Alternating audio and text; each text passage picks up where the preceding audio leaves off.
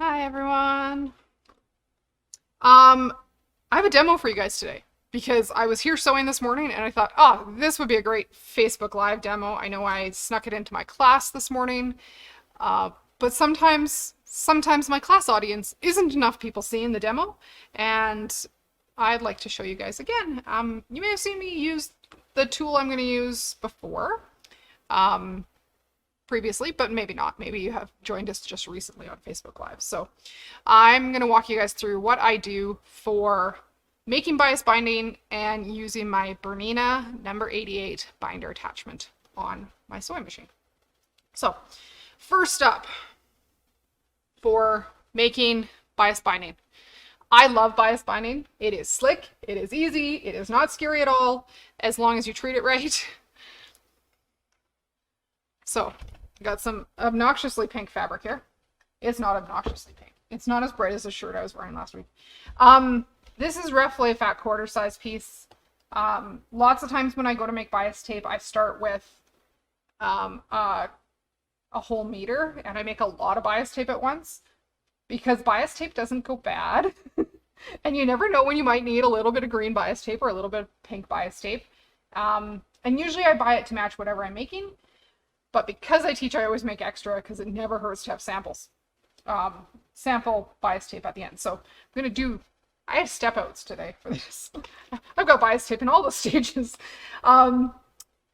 So when I get started with bias tape, I always starch my fabric first. And usually I starch the day before I want to cut my fabric and let it dry overnight and then iron it. We're doing this live on camera, so I'm going to starch now and carry onward. I have a nicer spray starch bottle. It's just not here today. I starched at home with it yesterday. It didn't come to work with me.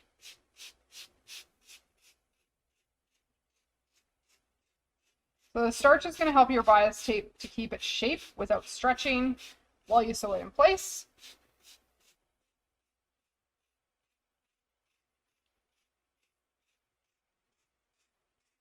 Starch is your best friend. So this is just Mary Ellen's Best Press.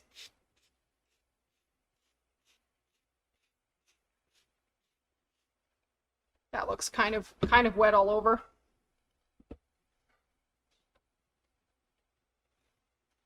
And then just a gentle iron to dry it and set that starch.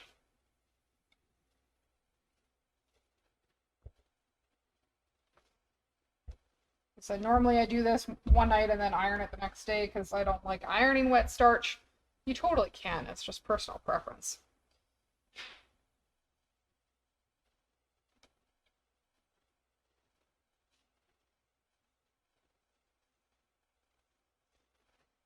And then the method you're using with your bias tape is going to determine the width that you're cutting at the end. So I'm going to show you how I cut for the tools I have at home. Your width may vary. Anne's done another binding video. It also had lemons in it. Today we have grapefruit, but hers was a lemon table topper. And so using bias binding on essentially a quilt sandwich, definitely an option. But I use this method on hems of skirts, and I could use it on an apron, I could use it on a tree skirt. I haven't found a place yet where I couldn't use bias binding. I've made like camping vests for the kids. I used it there. Lots of places to put it. Oh, it's easier to see how much is still wet here. So once that's all ironed nice and flat, I flipped it to the wrong side right now just because it was easier to see what I was doing. We can fold it down from a square into a triangle and lightly press the fold.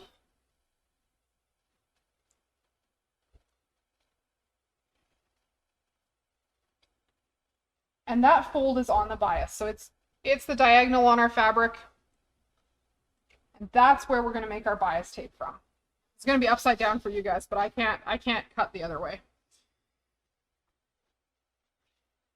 So I've got the long side of my triangle. If you remember back to math days at school, that's your hypotenuse. And this was just our fabric. Open all the way wide if you're working with a bigger piece, but just folded into a triangle. And then taking that hypotenuse, this is way too long for my cutting mat at the moment. And I'm facing the wrong direction. I can't cut that direction. I have to cut this direction. I'm just going to fold that again so it fits under my ruler a little better. Personal preference at this point. With the Bernina binder attachment that I'm using, I'm using this one here, the number 88. The strips that I need for this particular attachment are 1.5 inches is the magical size. This attachment, the number 88, comes in narrower widths. There's also there's a 38, 32, and 28 millimeter. So your strips will get skinnier as your bias tape as your attachment gets skinnier. This is quite a bit narrower than Anne's method with her walking foot and more of a traditional binding type method. But we're cutting along one of those diagonal pieces. Cut that through those 4 layers. I don't know what I'm going to do with pink bias tape yet, but clearly I should have some. Seems like the only answer. I don't have any bias tape this color yet.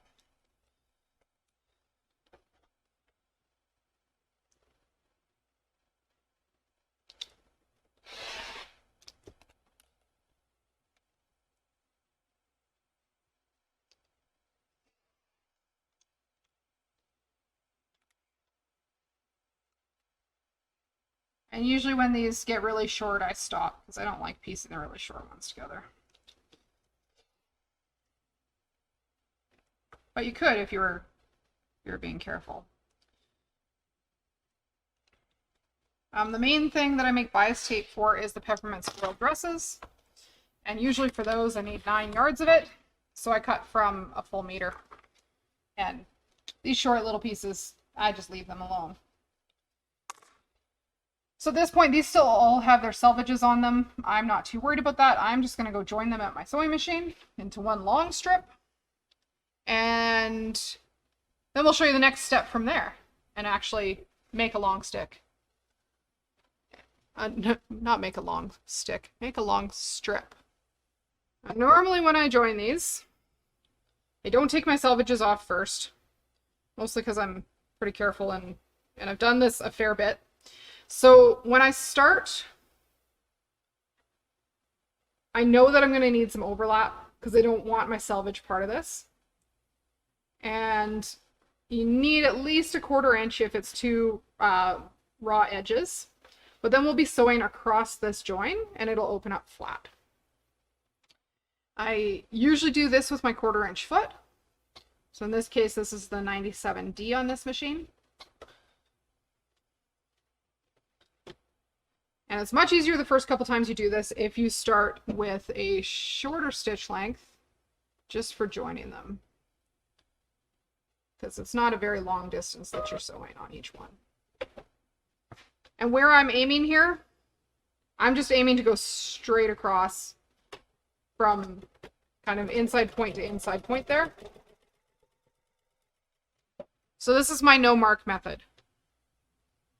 If you were more comfortable marking these joins and drawing your sewing lines, you definitely could. They're pretty short, so sometimes it's easy to manage. So when you go to line them up,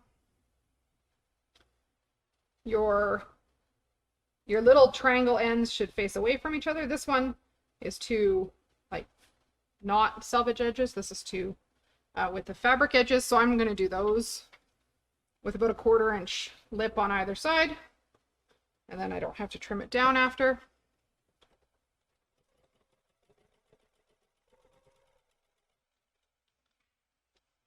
We'll go and find our next tail.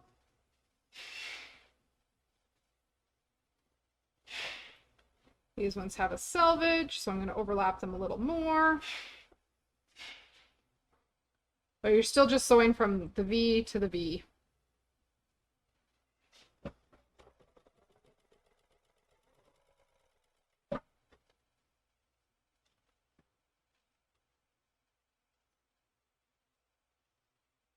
And if they're facing the same way like this, they won't work when you open them. They do need to be facing opposite directions as you get them opened.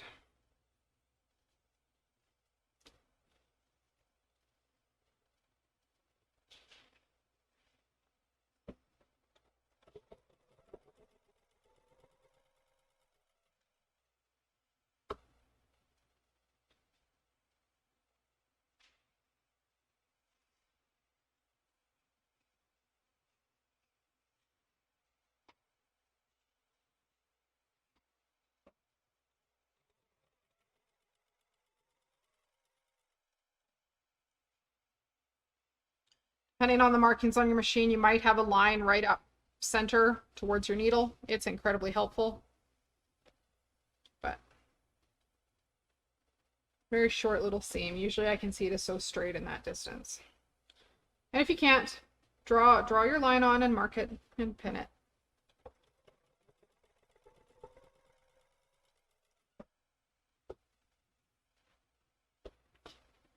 Running out of strips. We're almost done this step.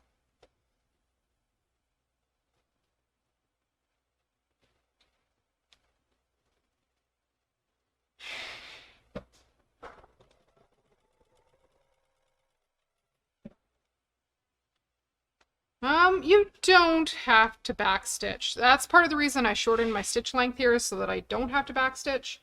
You don't really want to add bulk in your bias tape.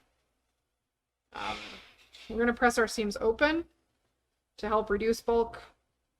Having a backstitch at the beginning and the end of these would add a little bit of bulk in there. And they might not turn as easily when we go to use them.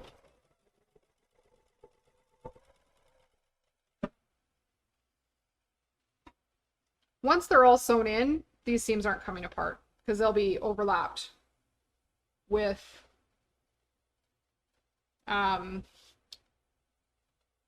they'll be stitched down right through all the layers, so.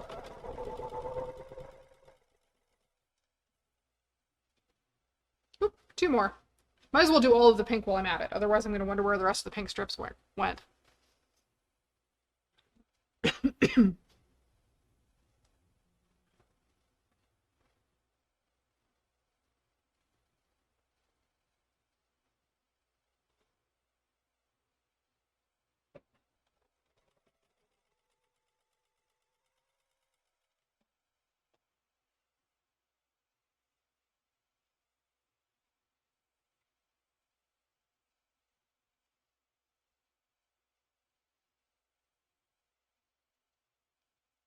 I'm gonna have to find a project for pink bias tape. I didn't think that through before we started cutting this up.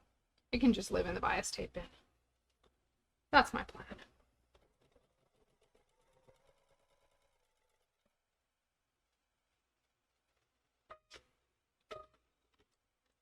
So once that's all done, once those are all joined,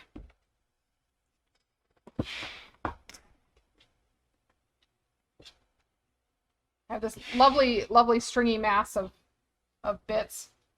I go through and clip those seams between the chain piecing and trim off excess seam allowance. And I trim it down to 1/4 inch. And then I press all of these seams open.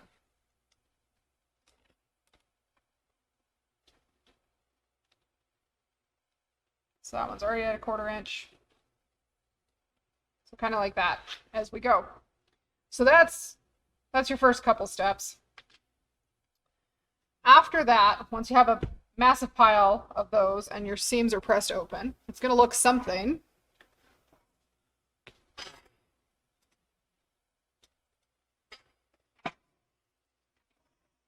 like this, which is not the easiest to work from, this big pile of bias strip. So I usually hijack an empty toilet paper roll, and you can put a little dab of glue on it. I've just got a patch stick. So I put a little bit of patch stick on there to hold the end of my fabric onto my toilet paper roll. And then I roll my bias tape up, because it's a whole bunch easier to work with coming off a roll than coming out of a pile as you go to sew with it. So I've got a very big pile of green that I made this morning. All those seams, let me get to the next one. They're all pressed open and flat. I haven't trimmed off all those doggy ears. I'm usually do it as I go because you need to stop watching up, especially small patterns like this. Sometimes I get, sometimes it makes me dizzy when I sew fabric like this on bias tape. All those dog ears, I just trim those as I go. You could trim them as you wrap right now, but usually I don't. And pressed open, nice and flat.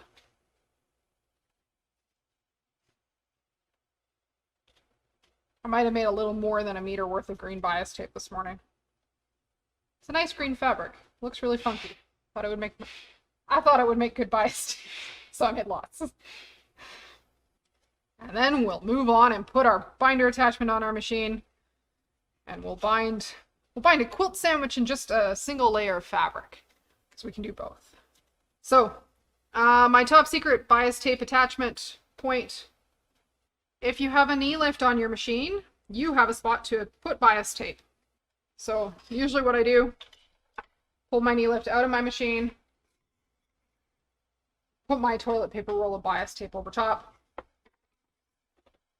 and put it back in. So from there, as I sew, this will roll off nice and smooth. I might have to adjust the width of my toilet paper roll. But as I sew, it'll roll, it'll come off nice and smooth. That's my first secret tip. But let's put this binder attachment on and make some binding on something. I'll show you how to start and stop. So the foot we'll be using on a 9mm Bernina is the 95C. So 95C. It's got a slightly different shape than your number 1C. The toe rides up quite a bit higher in the front, so that you can fit your fabric underneath.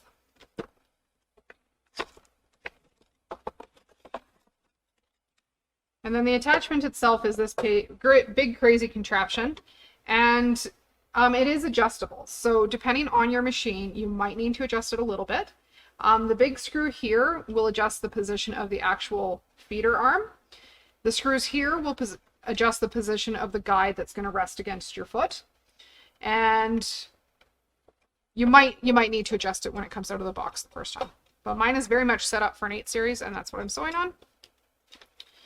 So usually I drop my foot, and using that big thumb screw,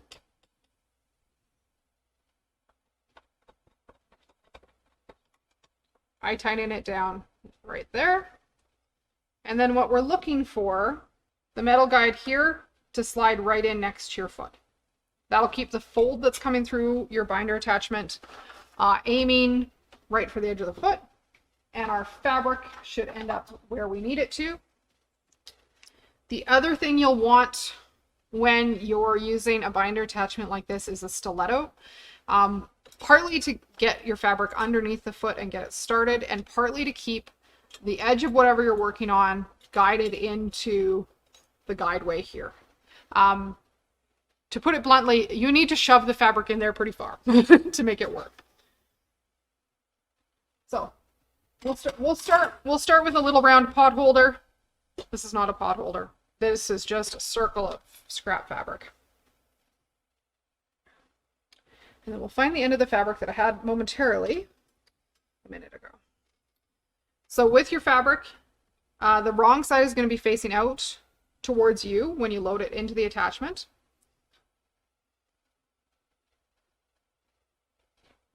And this is where your stiletto comes in handy.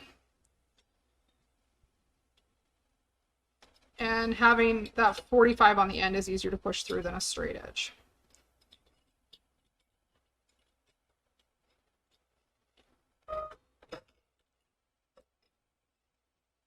So as you get started, you want to start with about 1 inch of fabric out past behind your needle.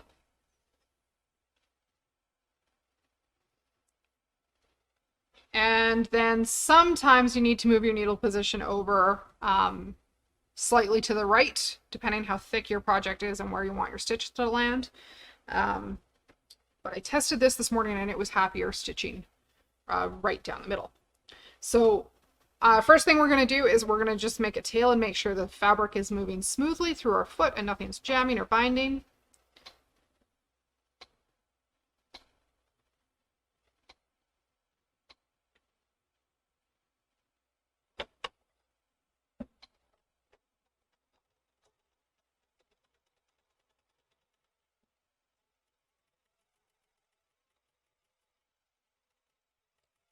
So I've also used this to make bias strips. If I needed ties for something, it's a really easy way to make ties. And then when we know we're ready to go onto our fabric, I like to just ease on and we'll trim off later. So what we're going to do is keep our fabric into that little mouth opening.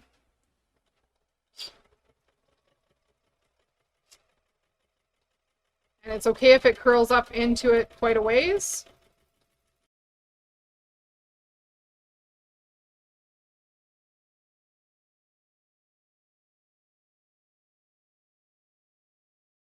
So we're getting close to the end. I've gone almost all the way around this little circle. I'm going to trim off the initial tail, roughly following the curve of the object underneath, or the thing you're trying to bind. And then when we're about from the edge of the lip of the attachment away from where we started, we're going to take our scissors and chop off our bias tape so we can finish this nice and neatly. And I just chop this off flat. And then we're using my super top secret fancy sewing tool, my patch stick. And I'm going to just glue that and fold it over on itself, about 1/4 inch. It's not an exact science here. It's bias tape, it's more of an art. And then as we go,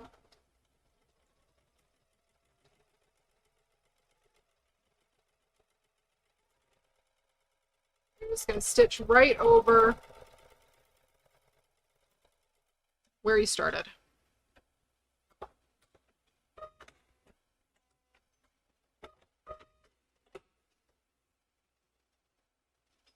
So, bias tape all the way around, a single layer of fabric, pretty easy. So you could use this on a skirt. Adds a little bit of weight to your hem. And it's super duper even front and back.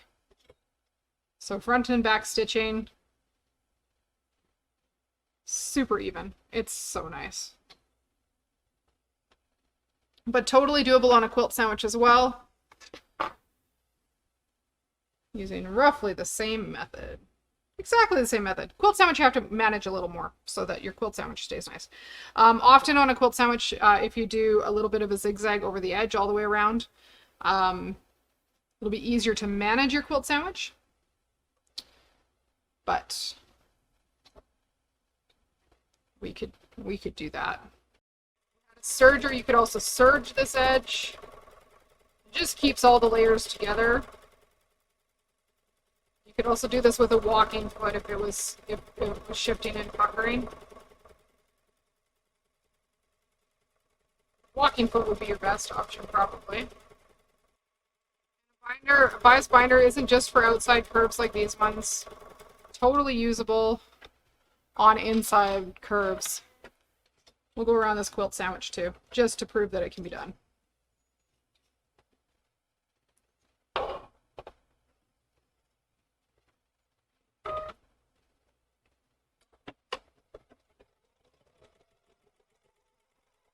So little tail started. Square corners require a lot of practice. I do square corners with traditional binding methods. So if you're coming up to those little dog ears that you didn't trim off earlier, usually I trim them off at this point for no particular reason other than I'm tired of doing it at the other steps. It could be done sooner. But I usually need a break to breathe while I'm doing bias tape, so that gives me a chance every every couple minutes or so to refocus my eyes and breathe.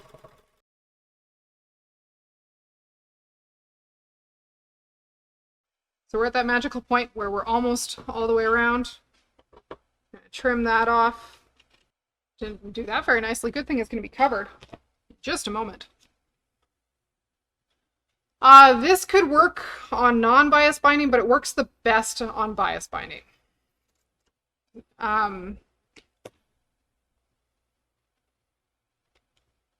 It could definitely work on non-bias binding. I have done it with non-bias binding, but it tends to ripple a little bit.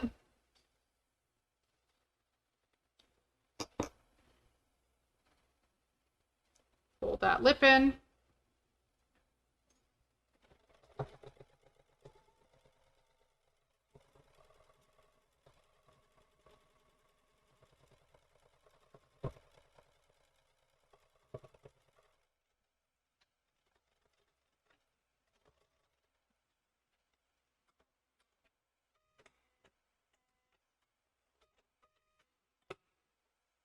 So,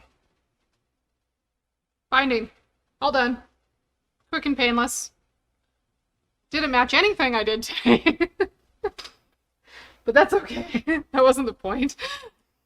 It's easier to see what I'm doing when it doesn't match. So, there is a binder attachment that's similar for Brother, not quite the same. The Brother one is the SA198C, and usually on this one you need to start with your bias tape already folded inward a little bit. So like single fold bias tape, which I had here earlier today, and I seem to have lost it all. Oh, no, there it is. So for those of you with a Brother sewing machine, my recommendation for foot that's going to do a very similar job, not quite the same, but pretty close, is the Brother foot, SA198C. Looks like this. It is adjustable, and you would start with single fold bias tape, so the outside edges are folded in towards the middle and already pressed that way. You could do that with that. You could do with a clover bias tape maker or a sasher. But there you go. And that the piece you actually want to bind with this would slide between the top and bottom. It would slide between here and here. That's where that would go. That's the Brother version. The Bernina one's mighty slick. The Brother one's pretty slick too once you get the hang of it. So we all get used to the ones we're used to using. So that's what I've got for you guys today. Thanks for joining me. It's a neat tool, so be safe, be kind, be calm, and we'll see you guys another day.